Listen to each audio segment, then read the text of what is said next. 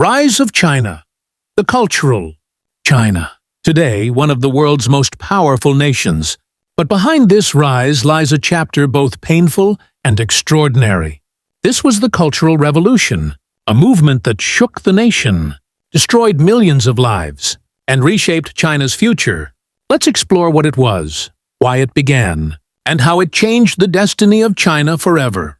In 1949, Mao Zedong and the Communist Party took power in China. Their goal was to create a new socialist society.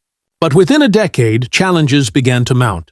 In 1958, Mao launched the Great Leap Forward, a plan to rapidly industrialize the country. The result was catastrophic. Crops failed, factories collapsed, and a famine killed millions. By the mid-1960s, people had begun to lose faith in Mao's leadership. His authority was in danger. To regain control, Mao launched a new campaign in 1966, the Cultural Revolution. Mao declared that China must sweep away the four olds: old customs, old culture, old habits, and old ideas. The revolution, he claimed, would purify China and keep the communist spirit alive. Mao turned to the youth. Millions of students and teenagers formed groups known as the Red Guards. They attacked teachers, officials, and sometimes even their own parents.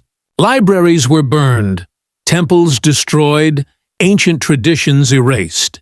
For the Red Guards, Mao's ideology was absolute truth. Everything else was the enemy. Schools and universities closed down.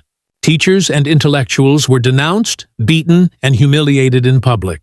Art, music, and literature were only permitted if they praised communism. China's ancient culture, stretching back thousands of years, was attacked and almost lost. The goal was to create a new man, loyal only to Mao and his vision.